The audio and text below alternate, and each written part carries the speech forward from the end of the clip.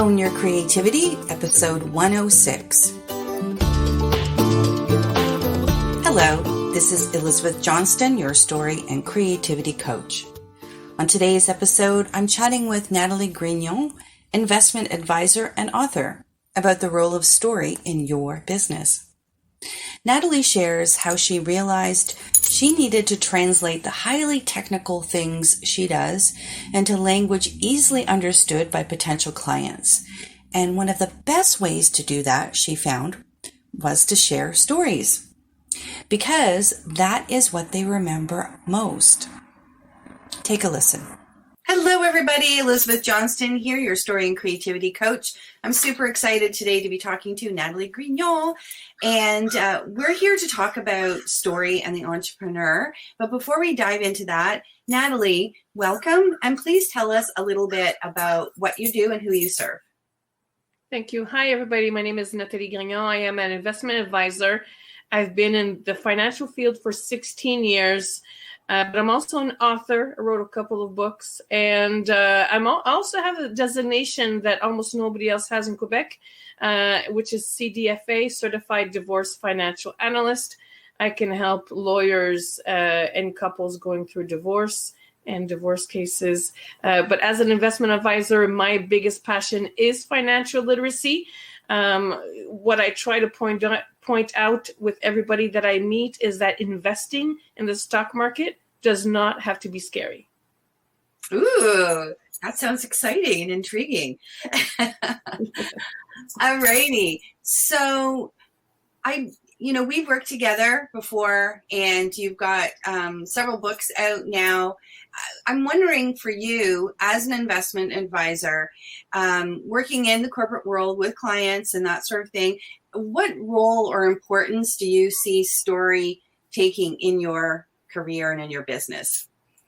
That's a really good question, because one of the main reasons that I worked with you to write my first book was because I was I realized that there's a lot of lack of financial literacy in schools, and I was doing my workshops, and everybody says that we only retain about 10% of what the person says. So my goal to write the first book was to actually just, for the people to have something in their hands when they leave.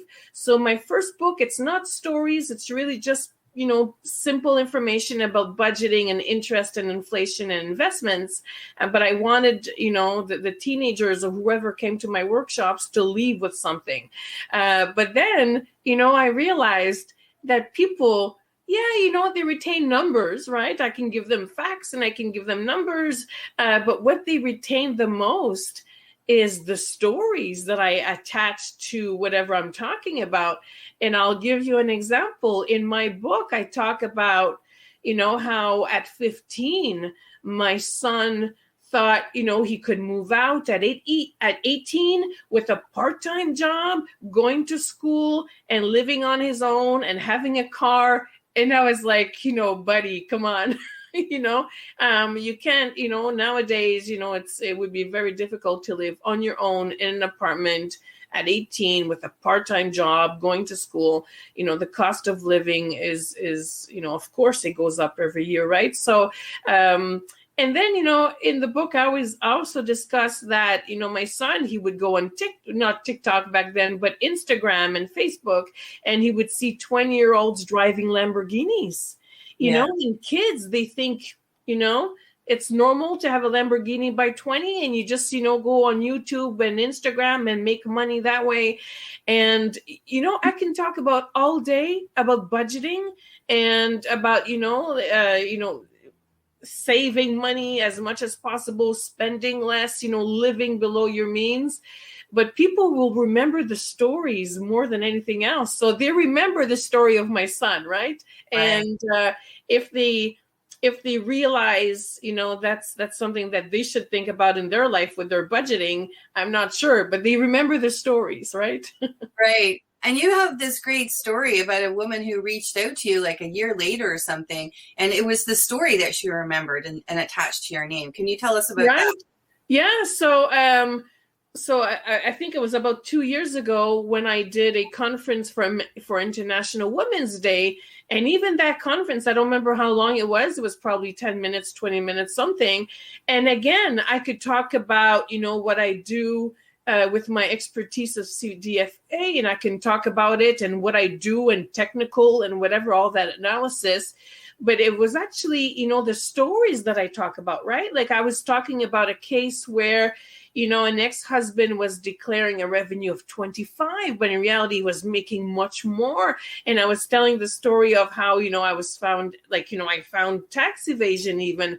So people will remember the stories because it resonates with them, right? If you hear a story and some part of it resonates with you, and you almost you understand the part of the story because you almost yourself in that story, or it makes you think of somebody in your life, you will remember stories. You're not going to remember statistics, you're not going to remember numbers, you're not going to remember exactly what I do, what type of analysis, what I use to make my analysis, but you'll remember the story of that woman who's been fighting in the courts for 10 years. And the ex-husband was declaring, a revenue of 25, 35, but in reality, he's making 120. So when you hear stories like that, you remember them, right? Because, we all know somebody going through a divorce. We all know somebody who, wants to receive child support, but the other person is trying to avoid it. So the stories, it's funny, it's the stories that we remember, right? Yeah. It's never the statistics itself, or they say that you always remember how the person made you feel, but also you'll remember the stories that they told more than their names. You won't remember their names or whatever, right? So it's funny how that woman that reached out a year later, it's because she remembered that story, and I had given her, of course, my business card. But people remember stories, and they could be funny, they could be, sad, whatever. But stories resonates with people. Yeah, and the thing that I love about that story is that when you shared a real story of a client that you work with and how you help them, it really has that beginning, middle, and end. Somebody had a problem, you came in to help them with a problem, and you achieved a certain level of success, right? And so it completes that loop, and that's what people remember too. It's they might remember there's this horrible thing that happened, but in terms of finding a person who can help them, if they find themselves in that same situation, they will remember that story that you told them about how this client had a problem, came to you, and you helped them solve it.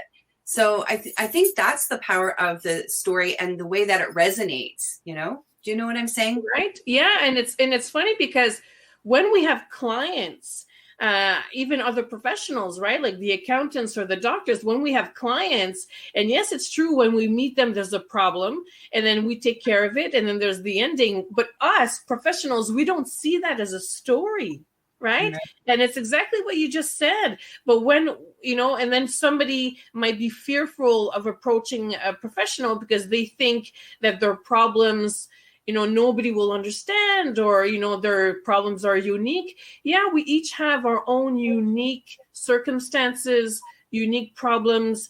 But, humans, we all live similar things. And so it's funny how I see them as clients and they often become friends. But mm-hmm. somebody like you sees that as a story, right?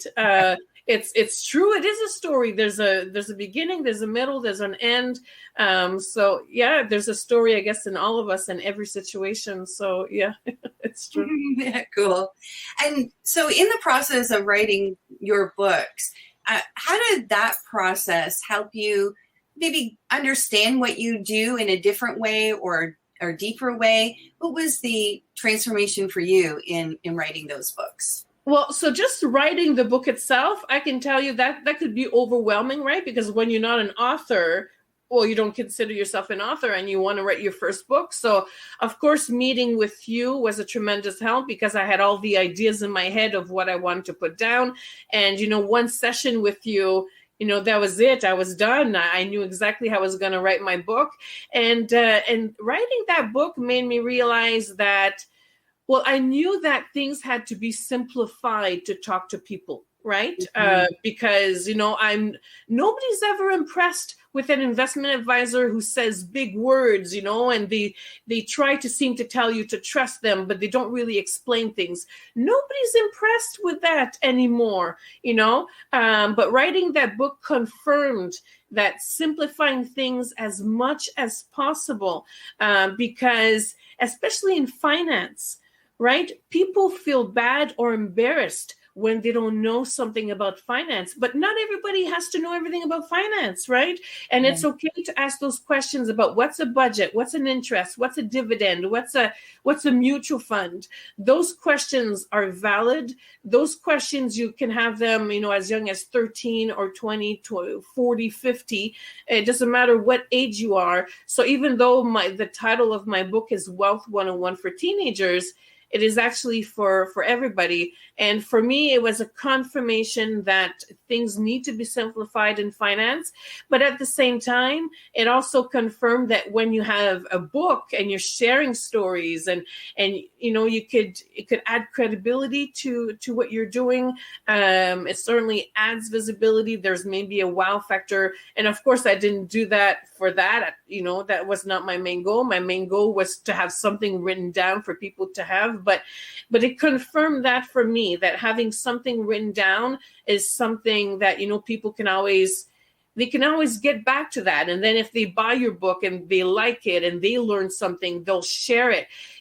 A business card, you can lose it, you can throw it out, but a book, you'll share it with somebody, right? Even if you learned one thing or even one thing that you loved about it, you'll share it. Yeah, you're so right.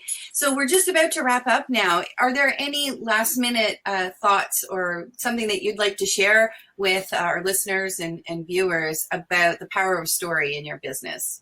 Well, so every conference that I've done or even meetings with people, I try to bring like a story. People will remember stories and it's a part that it's something that connects us to the other person, right? When you're sharing a personal story, it adds to that connection. So no matter what you are, like, especially for the people who are very analytical or very corporate and they don't think that they need to share stories in the business, you're wrong.